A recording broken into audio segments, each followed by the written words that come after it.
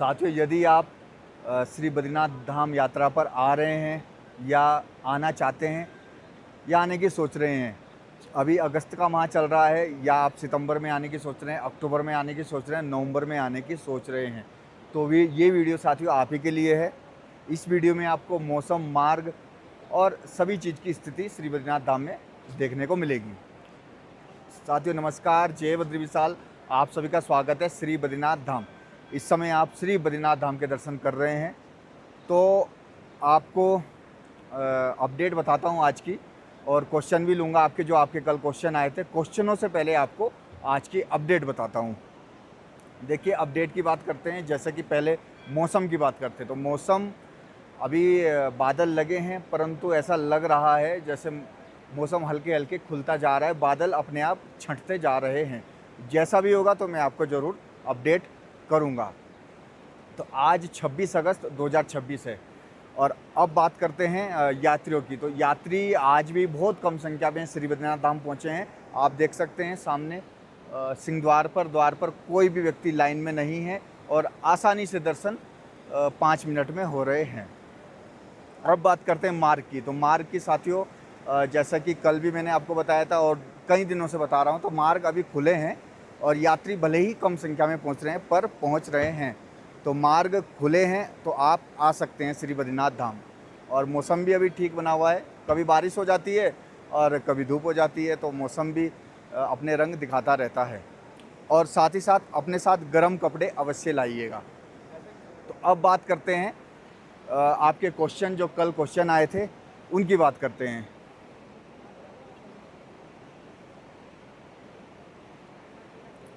जैसा कि ज्योति बंसल जी पूछ रहे हैं कि हम 1 सितंबर को आ रहे हैं, ब्रह्मकपाली पूजा के बारे में बताइए। तो ब्रह्मकपाल में आप पिंडदान, तर्पण और कर सकते हैं, तो वहाँ कोई दिक्कत नहीं है आपको। और कपाट खुलने से लेकर कपाट बंद होने तक तो पूजाएं चलती रहती हैं श्री बद्रीनाथ धाम में, और ब्रह्मकपाल में पिंडदान होते रहता है। तो आप आसानी से पिंडदान, तर्पण जो भी पूजा कराना चाहते हैं करा सकते हैं। अब बात करें, कार्तिक चंद्र जी पूछ रहे हैं बद्रीनाथ धाम 25 अक्टूबर तक खुला रहेगा। तो जैसा कि कल भी बताया था कार्तिक चंद्र जी मैंने, जी हाँ, खुला रहेगा। और बद्रीनाथ धाम के कपाट जो होंगे 15 नवंबर के बाद ही बंद होंगे, 15 से 20 नवंबर। पिछले साल 25 नवंबर को बंद हुए थे, तो इस साल भी उम्मीद की जा रही है 16, 17, 18 नवंबर तक कपाट बंद हो सकते हैं, पर 15 नवंबर से पहले बंद नहीं होंगे, 15 नवंबर के बाद ही बंद होंगे। जो नियत तिथि होती है, जो एग्जैक्ट तिथि होती है, वो विजयदशमी के दिन यानी कि दशहरे के दिन नियत होती है। तो दशहरे के दिन आपको पक्का पता लग जाएगा कि किस तारीख तय हो जाती है दशहरे के दिन। पर फिर भी एक मोटा जैसा कि मैं आपको बता रहा हूँ, 15 नवंबर से पहले बंद नहीं होंगे, 15 से 20 नवंबर के बीच में बंद होंगे।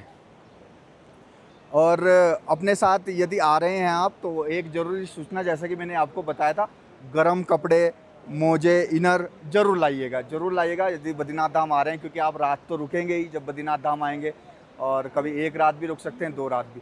तो अपने साथ गर्म कपड़े ज़रूर लाइएगा। और जगन्नाथ मोहिते, अभिषेक में अंदर जा सकते हैं।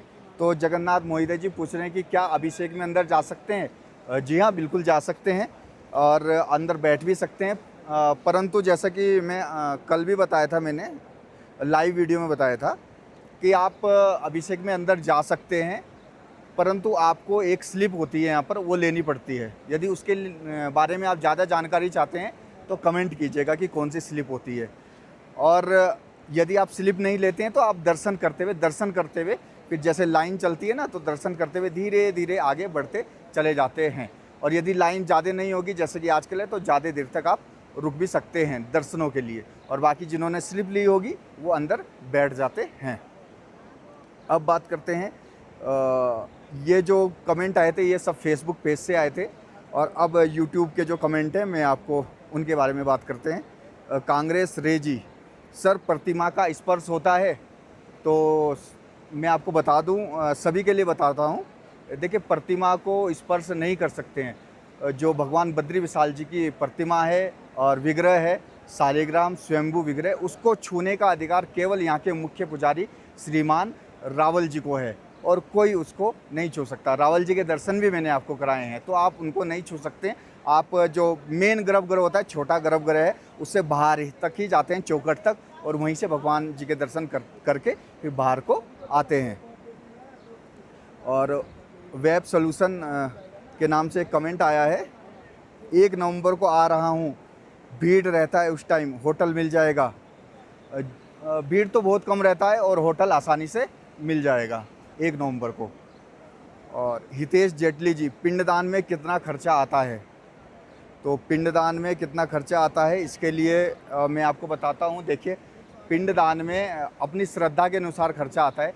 जो आप अपने श्रद्धा के अनुसार देना चाहते हैं तो दे सकते हैं।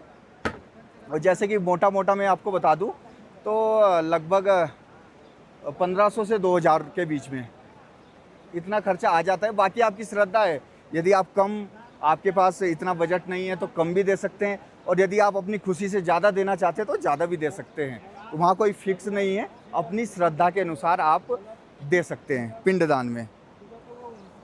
अब बात करते हैं, और एक महत्वपूर्ण चीज़ बताने जा रहा हूँ मैं आपको कि मंदिर की टाइमिंग। जब भी आप आते हैं ना बद्रीनाथ धाम में, तो आपको एक तो टाइमिंग का पता होना चाहिए। तो मैं आपको टाइमिंग बताता हूँ, कितने बजे मंदिर खुलता है और कितने बजे बंद होता है, कितने बजे भोग लगता है और कितने बजे अभिषेक होता है, कितने बजे शयन आरती होती है। तो अब बात करते हैं टाइमिंग की। तो टाइमिंग में मैं आपको बता दूँ, सुबह जो है 4:30 बजे दर्शन के लिए मंदिर खुल जाता है। 4 बजे बेल लग जाती है और 4:30 बजे मंदिर खुल जाता है। 4:30 बजे से दर्शन चालू हो जाते हैं। और 5 बजे से जिन साथियों ने अभिषेक कटाया होता है, महाअभिषेक की स्लिप ली होती है, वो जाकर अंदर बैठ जाते हैं और 2 से ढाई घंटे तक अभिषेक चलता है, अंदर ही बैठे रहते हैं। और जिन्होंने स्लिप नहीं ली होती है, पर्ची नहीं कटाई होती है, वे भी धीरे धीरे दर्शन करते हुए और गेट से बाहर को आते हैं। दोबारा फिर जा सकते हैं, फिर दर्शन कर सकते हैं। जिन्होंने स्लिप कटाई होती है वो अंदर बैठ जाते हैं। और उसके बाद फिर 7:30 बजे के आसपास भोग लगता है। भोग लगने के बाद जो मंदिर है सभी के लिए अंदर से खोल दिया जाता है। फिर पूरी लाइन अंदर जाती है 8 बजे, 7:30 पौने 8 बजे के आसपास, और फिर सबको दर्शन होते हैं अंदर से। फिर साथियों, दिन में जो है लगभग 11:30 बजे भोग की घंटी लगती है, बेल लगती है, और 12 बजे भगवान श्री बद्रीनाथ जी का भोग लगता है। सुबह जो भोग लगता है, सुबह भी भोग लगता है। सुबह अभिषेक के बाद बाल भोग लगता है, जिसमें खीर बनाई जाती है, केसर की मीठी खीर बनाई जाती है। फिर दिन की बात करते हैं, 12 बजे जब भोग लगता है तो राजभोग कहते हैं उसको, राजभोग लगता है, जिसमें चावल, दाल, खिचड़ी और केसर चावल बनाए जाते हैं, पीले चावल केसर के। तो वो 12 बजे भोग लगता है। उसके बाद 12 बजे भोग लगने के बाद लगभग 12 से 12:30 के बीच में मंदिर पुनः खोल दिया जाता है। जब भोग लगता है ना, तो उस दौरान लगभग 15 से 20 मिनट तक मंदिर बंद रहता है। लाइन रोकी भी रहती है, यदि लाइन रहती है तो लाइन रोक देते हैं और कोई भी व्यक्ति को अंदर नहीं भेजते हैं भोग के दौरान। फिर लगभग 12 से 12:30 के बीच में मंदिर खुल जाता है, फिर सामान्य दर्शन होने लगते हैं। और जैसे ही लगभग आजकल कम यात्री हैं तो सबको दर्शन हो जाते हैं, जल्दी ही दर्शन हो जाते हैं। लगभग 1 बजे के आसपास मंदिर बंद हो जाता है और 1 बजे के बाद फिर 3 बजे मंदिर खुलता है। ये डेली का रूटीन है। 3 बजे मंदिर खुलता है, बेल लगती है, फिर सामान्य दर्शन होने लगते हैं, सबको दर्शन होते हैं, गर्भगृह में जाते हैं, दर्शन करते हैं। ठीक है, 3 बजे फिर लगभग 5 बजे के आसपास पूजाएँ स्टार्ट हो जाती हैं। पूजाएँ यानी कि आरतियाँ। आरतियों में क्या क्या होता है मैं आपको बताता हूँ। आप भी आरती कटवा सकते हैं, आरती की स्लिप ले सकते हैं। आरती में होता है कपूर आरती, चांदी आरती, स्वर्ण आरती, अष्टोत्तरी पूजा, विष्णु सहस्रनाम पाठ और विष्णु सहस्त्र नामावली। तो ये आरतियाँ होती हैं। और यदि आप आरतियों की टिकट लेना चाहें तो यहीं पर मंदिर के पास ही काउंटर बनाए, देखिए साथियों, वहाँ से ले सकते हैं और ऑनलाइन भी ले सकते हैं। Online Badrinath Kedarnath temple committee की वेबसाइट है, उससे आप ऑनलाइन भी स्लिप ले सकते हैं। तो आरतियों में क्या होता है, आरतियों में जैसे कपूर आरती होती है, जिन्होंने स्लिप कटाई होती है वो जाकर अंदर बैठ जाते हैं, 5-10 मिनट आरती होती है फिर, और जिन्होंने स्लिप नहीं कटाई होती वे भी दर्शन करते हुए आगे को बढ़ते हैं, और जिन्होंने स्लिप कटाई होती है वो अंदर बैठ जाते हैं 10-15 मिनट के लिए। फिर कपूर आरती, फिर चांदी, फिर स्वर्ण, और फिर उसके बाद अष्टोत्तरी पूजा, विष्णु सहस्रनाम पाठ, विष्णु सहस्त्र नामावली। विष्णु सहस्रनाम पाठ और नामावली थोड़ा मतलब थोड़ा लंबा होता है, तो लगभग 25 से 30 मिनट आपको अंदर बैठने को मिल जाता है। तो जो आरतियों की स्लिप होती है वो लगभग 501 रुपये की आपकी कपूर आरती है, फिर शायद अलग अलग है, और 1000 रुपये तक शायद, विष्णु सहस्त्रनाम पाठ के 1000 रुपये के आसपास आपको स्लिप लेनी पड़ती है। वो जो भी लिस्ट है ना, मैंने आपको व्हाट्सएप चैनल पर, मेरा एक व्हाट्सएप चैनल है, इसी चैनल के डिस्क्रिप्शन में आपको मिल जाएगा, वहाँ पर मैं पूरी स्लिप डाल रखी है। वहाँ जाकर आप स्लिप देख सकते हैं और अपने अनुसार जो है आप या तो ऑफलाइन या ऑनलाइन टिकट कटवा के और अंदर बैठ सकते हैं। फिर उसके बाद जब आरतियाँ कंप्लीट हो जाती हैं, लगभग 7 बजे के आसपास तक आरती कंप्लीट हो जाती है। आरतियों के बाद क्या होता है कि फिर दर्शन सामान्य रूप से जो है, अंदर जो सभा मंडप है उसका दरवाज़ा खोल दिया जाता है और सामान्य दर्शन होते रहते हैं।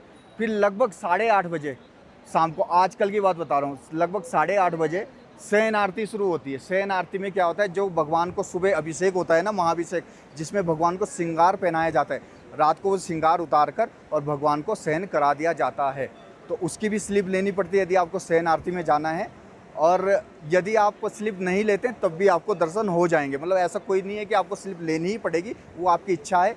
और अगर यदि स्लिप लेते हैं तो अंदर जाके बैठ जाएंगे, अगर नहीं लेते हैं तो सामान्य रूप से आप दर्शन करके आगे को बढ़ेंगे। तो साथियों, ये मैंने आपको बताया है आज का अपडेट, और आपके जो क्वेश्चन आए थे, और आरतियों के बारे में बताया है, मंदिर कितने बजे खुलता है, कितने बजे बंद होता है, और कौन कौन सी आरतियाँ यहाँ पर होती है। तो साथियों, इस वीडियो में इतना ही रखते हैं। आपका बहुत बहुत धन्यवाद वीडियो देखने के लिए। यदि आपको वीडियो अच्छी लगी हो तो चैनल को लाइक, सब्सक्राइब, वीडियो को लाइक, चैनल को सब्सक्राइब और बेल आइकन को ज़रूर दबाइएगा, ताकि जब भी मेरी वीडियो आए तो आपके पास नोटिफिकेशन आ जाए। और कमेंट ज़रूर कीजिएगा, कोई भी क्वेश्चन हो आपका कमेंट ज़रूर कीजिएगा, तो मैं आपके कमेंट का जवाब ज़रूर दूंगा। और कुछ महत्वपूर्ण ये कमेंट होते हैं जो सभी के काम आते हैं, उन कमेंटों को मैं यहाँ पर भी इस प्लेटफॉर्म पे यानी कि वीडियो में भी रखूँगा। तो ठीक है साथियों, वीडियो को जो है मैं एंड करने से पहले मैं आपको चारों तरफ के दर्शन कराता हूँ। श्री बद्रीनाथ धाम, नारायण पर्वत।